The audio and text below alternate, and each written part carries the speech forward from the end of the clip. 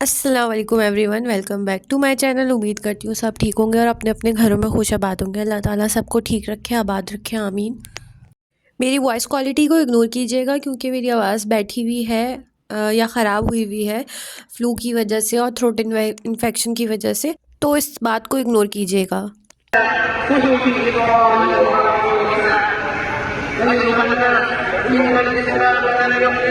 یہ ہمارا third day تھا مکہ میں، فرائیڈے تھا اس دن، تو ہم لوگوں کو جلدی جانا تھا، تو ہم لوگوں نے اپنا جلدی جلدی ناشتہ کیا اور پھر ہم حرم کی طرف روانہ ہو گئے تھے۔ لیٹ ہم جا نہیں سکتے تھے کیونکہ پھر ہمیں اندر مسجد الحرام میں جگہ نہیں ملتی۔ آپ ابھی دیکھ لیں کتنا کراؤڈ ہے، تو ہم لوگ جلدی نکل گئے تھے، پھر بھی ہم نے کوشش بچار کر کے حرم میں نماز ادا کر لی تھی۔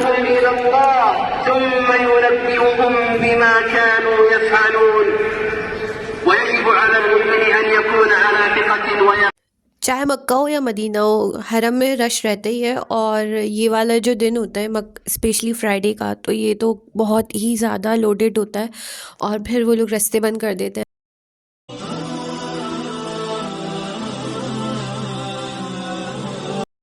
یہ لاسٹ کلپ میں نے حدیث بتائی تھی جو صحیح بخاری سے ریلیٹڈ ہے، اور یہ میں نے انگلش میں ٹرانسلیٹ کی تھی، اس کو میں اردو میں بھی آپ کو ترجمہ کر کے بتا دوں کہ یہ جمعے کے متعلق ہے۔ اس میں جمعے کے دن کی جو امپورٹنس ہے وہ یہ بتائی گئی ہے کہ جمعے کے دن میں ایک ساتھ ایک گھڑی ایک ایسی آتی ہے جس میں اللہ تعالیٰ مسلمان کی ہر دعا قبول کرتا ہے، اور وہ گھڑی کوئی سی بھی ہو سکتی ہے، لیکن زیادہ تر چانسز یہی ہیں کہ عصر سے مغرب کے درمیان کی وہ گھڑی ہوتی ہے کہ مسلمان جو دعا اللہ تعالیٰ سے مانگتا ہے اللہ تعالیٰ اس دعا کو لازمی قبول کرتا ہے۔ جب کہ حدیث موجود ہے تو ہمارا ایمان اتنا پختہ ہونا چاہیے کہ جب حدیث موجود ہے تو اللہ تعالیٰ لازمی ہماری دعائیں قبول کرے گا۔ دعا بھی مانگنی چاہیے تو عقیدے کے ساتھ، کہ پکا عقیدہ کہ نہیں، اللہ تعالیٰ ہماری دعا لازمی قبول کرے گا۔ وہ کہتے ہیں نا، اللہ تعالیٰ کہتا ہے اے بندے، ایک تیری خواہش ہے ایک میری خواہش ہے، ہوگا وہی جو میری خواہش ہے، اگر تو وہ کر دے جو میری خواہش ہے تو میں تجھے وہ عطا کر دوں گا جو تیری خواہش ہے، اور پھر اللہ تعالیٰ عطا کرتا ہے۔ تو اس لیے دعا کرنا کبھی بھی نہیں چھوڑنا چاہیے، کیونکہ دعا جو ہے نا وہ مومن کا ہتھیار ہے۔ اے رسول امی خاتم المرسلین، تجھ سا کوئی نہیں، تجھ سا کوئی نہیں۔ یہاں میں یہ بتاتی چلوں، جن کو جمعے کی نماز مسجد الحرام میں اندر ادا کرنی ہوتی ہے تو وہ لوگ باہر نہیں آتے جمعرات سے ہی، وہ جمعرات کو وہیں شب جمعہ گزار دیتے ہیں اور عبادت میں مشغول رہتے ہیں، اور پھر وہ جمعہ کی نماز پڑھ کے واپس آتے ہیں۔ رش کی وجہ یہ بھی ہوتی ہے کہ جمعرات کو لوگ دور دور کے سٹیز سے بھی آ جاتے ہیں، بہت سارے جو ہوتے ہیں وہاں کی اور بھی اسٹیٹس ہیں جہاں سے آ جاتے ہیں، اور پھر وہ لوگ عمرہ ادا کرتے ہیں اور پھر وہ اپنی چھٹی یہیں گزار دیتے ہیں، کیونکہ وہاں فرائیڈے کو چھٹی ہوتی ہے تو وہ لوگ آ جاتے ہیں وہاں پہ۔ مصطفیٰ مجتبیٰ تیری مدح و ثنا، دل کو ہمت نہیں، لب کو یاراں نہیں۔ ہمیں چلتے چلتے اتنا ٹائم ہو گیا تھا کہ ہم جہاں سے انٹری چاہ رہے تھے وہاں سے مل ہی نہیں رہی تھی، اور وہ کہہ رہے تھے حاجی آگے سے جاؤ، حاجی آگے سے جاؤ، اور آگے آگے کرتے کرتے ہم دارالتوحید ہوٹل تک پہنچ گئے تھے، اور پھر بھی ہمیں اندر جانے کی اجازت نہیں ملی۔ وہ تو ہم جیسے تیسے کر کے اندر گھس گئے، کیونکہ احرام کی حالت میں ہوتے ہیں کچھ لوگ، تو ان کے ساتھ عورتوں کو وہ لوگ نہیں روکتے۔ اور رکنے کی بات جہاں تک ہے کہ حرم میں رک جائیں تو وہ صرف وہی لوگ رک سکتے ہیں جو فزیکلی بالکل صحت مند ہو، کیونکہ آپ اکیلے تو جاتے نہیں ہو، آپ کے ساتھ کوئی نہ کوئی آپ کا محرم جاتا ہے، یا عمر کا جو دراز ہوتے ہیں وہ لوگ جاتے ہیں، بزرگ جاتے ہیں، تو اس کی وجہ سے جو جوان ہوتے ہیں ان کو بھی واپس آنا پڑتا ہے۔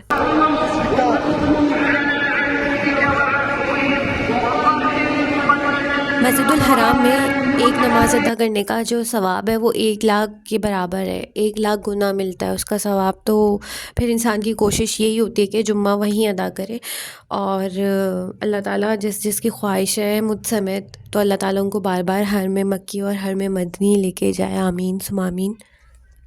مسجد الحرام کے اندر ہی حضور صلی اللہ علیہ وسلم کی جائے پیدائش ہے، جہاں ہم لوگ گئے تھے نماز پڑھنے کے بعد، وہ میں آپ کو آگے مینشن کرتی ہوں۔ 2 hours later یہ جگہ نبی کریم صلی اللہ علیہ وآلہ وسلم کی جائے پیدائش ہے، جو کہ صفا مروہ سے نکل کے ایگزٹ کریں گے تو آپ کو ڈائریکٹ وہاں پہ پوچھتے ہوئے چلے جائیں تو آپ کو آرام سے مل جائے گی وہاں پہ یہ جگہ۔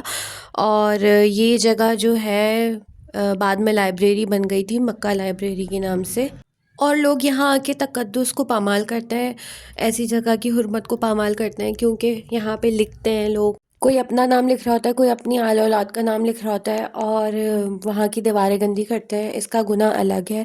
تو لوگوں کو یہ چیز سمجھنی چاہیے کہ یہ ہیومن میڈ چیز ہے، تو اس کو پرہیز کریں اس چیز سے، کیونکہ اللہ کی ذات کے علاوہ کوئی چیز نقصان یا فائدہ نہیں پہنچا اللہ سکتی۔ پاک سے دعا کریں کہ جب قیامت کا دن ہو تو ہمیں عرش کے سائے میں جگہ عطا فرما۔ یہاں سے ہماری حدود حرم ختم ہو جاتی ہے اور حدود عرفات کا میدان شروع ہو جاتا ہے۔ اس حدود میں اور بھی زیارتیں آتی ہیں، مطلب منی کے خیمے ہیں، مسجد مشعر الحرام ہے، اور مزدلفہ ہے، اور نہر زبیدہ وغیرہ ہے، تو یہ والی ساری زیارتیں اسی ایریے میں آتی ہیں۔ کی تجھ سا کوئی نہیں، تجھ سا کوئی نہیں، اے رسول امی خاتم المرسلین، تجھ سا کوئی نہیں، تجھ سا کوئی نہیں۔ یہاں سے عرفات شروع ہو جاتا ہے، آگے آپ کو خیمے نظر آئیں گے، اور آگے آپ کو جبل رحمت پہاڑ نظر آئے گا، مسجد نمرہ نظر آئے گی۔ مسجد نمرہ وہ مسجد ہے جو سال میں صرف ایک دفعہ کھلتی ہے حج کے لیے، اور جس نے عرفات میں وقوف کر لیا تو اس کا حج ہو جاتا ہے۔ وقوف کے معنی ہی ٹھہرنے کے ہیں، تو کوئی وہاں پہ 5 منٹ بھی ٹھہر گیا تو اس کا وقوف ادا ہو گیا۔ اور یہاں پہ زیادہ تر حجاج قصر نماز پڑھتے ہیں، مطلب ظہر اور عصر ملا کے پڑھتے ہیں۔ قصر نماز زیادہ تر وہ حجاج پڑھتے ہیں جو وہاں کے مقامی نہیں ہوئے ہوتے، مطلب ہمارے ہاں سے بھی بہت سارے لوگ جن کو 15 ڈیز گزر جاتے ہیں مکہ میں، تو وہ لوگ وہاں کے مقامی کنسیڈر ہونے لگتے ہیں، تو وہ لوگ قصر نہیں پڑھتے۔ اور جو لوگ وہاں پہ مطلب جو شارٹ پیکج والے ہوتے ہیں اور حج تمتع کر رہے ہوتے ہیں تو وہ لوگ قصر نماز ہی پڑھتے ہیں وہاں پہ۔ یہ یہاں پہ نیم کے درخت تھے جو کہ پاکستانی کوئی پریزیڈنٹ تھے ضیاء الحق، انہوں نے لگوائے تھے، تو یہاں پہ ان کا بہت تذکرہ ہوتا ہے کہ یہ بہت نیک آدمی تھے، اور انہوں نے حجاج کا خیال کرتے ہوئے یہ درخت لگوائے تھے، تو لوگ ان کے لیے کافی دعائیں کرتے ہیں وہاں پہ۔ اے رسول امی خاتم المرسلین، تجھ سا کوئی نہیں، تجھ سا کوئی نہیں۔ اللہ تعالیٰ سے یہی دعا ہے کہ اللہ تعالیٰ جس جس کی خواہش ہے اور جو جو جانا چاہتا ہے حج عمرہ کرنے، اللہ تعالیٰ ان کو سب کو حج اور عمرہ بار بار نصیب کرے، آمین ثم آمین۔ اب تو ویسے بھی حج اور عمرے میں بہت فیسلٹی ہو گئی ہے، اور یہ فیسلٹی پہلے موجود نہیں تھی۔ اب تو آپ کو پانی بھی موجود ہوتا ہے، آپ کو وضو کے لیے باتھ روم بھی میسر ہیں، آپ کو یہاں خیمے بھی موجود ہیں دھوپ سے بچنے کے لیے، تو سعودی گورنمنٹ ایک اچھا انتظام کرتی ہے حجاج کے لیے۔ کوئی یہ سمجھے کہ بھائی وہ حج کے علاوہ یا رمضان کے عمرے کے علاوہ آتا ہے تو اس کو رش نہیں ملے گا، تو وہ اس کی بھول ہے۔ یہ سوچ کے ہی ہم بھی گئے تھے کہ بھائی ہمیں حج اور عمرے جتنا، رمضان کے عمرے جتنا رش نہیں ملے گا، تو لیکن وہاں پہ اچھا خاصا رش تھا موجود۔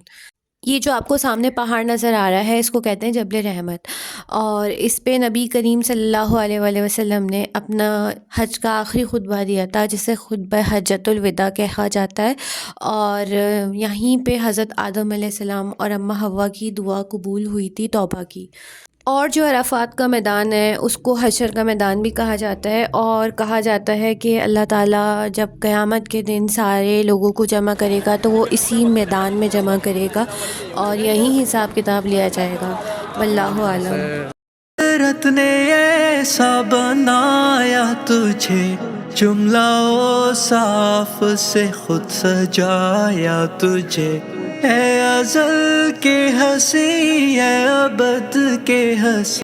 یہاں پہ کافی رش تھا، اور پہاڑ پہ بھی زیادہ رش تھا اور نیچے کے حصے پہ بھی زیادہ رش تھا، کیونکہ یہاں پہ رش مرد حضرات بھی تھے، تو اس لیے میں زیادہ آگے بڑھ کے فوٹیج شوٹ نہیں کر پائی، تو میں نے اس لیے نیچے سے ہی اور دور سے ہی فوٹیج بنانا بہتر سمجھا۔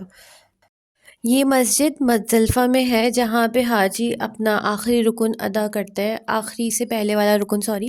تو وہاں یہ مشعر الحرام مسجد کہلاتی ہے اور یہاں پہ 2 نمازیں پڑھی جاتی ہے قصر کر کے، یہ بھی مغرب اور عشاء. یہاں پہ سارے حاجی جو ہے قصر نماز پڑھتے ہیں، چاہے وہ مقامی ہو یا غیر مقامی ہو، کیونکہ عرفات سے آپ کو نکلنا ہوتا ہے بنا مغرب کی نماز پڑھے، تو آپ کو یہاں آگے نماز ادا کرنی ہوتی ہے، کھلے میدان میں اپنی رات گزارنی ہوتی ہے. پھر کنکریاں چنتے ہیں اور یہاں پہ سونا کھلے میدان میں اور کھلے آسمان کے نیچے سنت ہے. تو بہت سارے حجاج سو بھی جاتے ہیں اور بہت سارے بیٹھے ہوئے عبادت میں لگے ہوئے ہوتے ہیں، کچھ اپنی باتیں بھی کر رہے ہوتے ہیں. تو یہاں پہ اس طرح گزر جاتی ہے رات. کیونکہ ہمیں ٹریول ایجنٹ کی طرف سے یہ زیارتیں ملی تھیں تو انہوں نے اتنی ڈیٹیلنگ میں نہیں دیں، اور میں آپ لوگوں کو یہی ریفر کروں گی کہ اگر آپ فرسٹ ٹائم جا رہے ہیں تو آپ لوگ پرائیویٹ زیارتیں کریں، کیونکہ یہ لوگ صرف بس میں گھماتے اور گھما کے واپس لے آتے ہیں. بہت ریئر جگہ ہوتی ہے ایسی جہاں پہ یہ لوگ اتارتے ہیں، جیسے عرفات کا میدان ہو گیا بس صرف، اور مسجد جرانہ کا عمرہ ہو گیا. یہ صرف یہ 2-3 زیارتیں ہیں جہاں پہ اتارتے ہیں، اس کے علاوہ کہیں نہیں اتارتے اور کہتے ہیں خود سے کرو. تو جو ہے لوگوں کو پھر جو فرسٹ ٹائم گئے ہوئے ہوتے ہیں ان کو آدھی ادھوری زیارتیں ہوتی ہیں جو سمجھ نہیں آ پاتی. تو میں آپ کو یہی بولوں گی کہ آپ ٹیکسی میں جائیں اور جو ہے آرام سے ٹیکسی والے سے بھی یہ کمٹمنٹ کر لیں کہ آپ کو وہ پوری ڈیٹیل دے گا اور پوری طرح اتر کے آپ وہاں کی پورا وزٹ کریں گے. یہ منیٰ کے خیمے تھے اور مکتب تھے. مکتب ایک پوری بڑی جگہ ہوتی ہے اور خیمے اس میں ABCD کر کے اور نمبرنگ وائز ہوتے ہیں. یہ جب جائیں گے تو آپ لوگوں کو پتہ چل جائے گا. تو امید کرتی ہوں آپ کو میرا یہ ولاگ بہت اچھا لگا ہوگا اور کچھ انفارمیشن آپ نے گین کری ہوگی. تو مجھے اپنی دعاؤں میں یاد رکھیے گا اور میرے ولاگ کو پورا واچ کیجیے گا اور اپنی فیملی فرینڈ سے شیئر ضرور کیجیے گا. اور نیکسٹ ولاگ ضرور واچ کیجیے گا کیونکہ وہ مدینے کی زیارتیں ہوں گی اور مدینے میں ہمارے دن کیسے گزرے وہ میں بتاؤں گی انشاءاللہ آپ کو.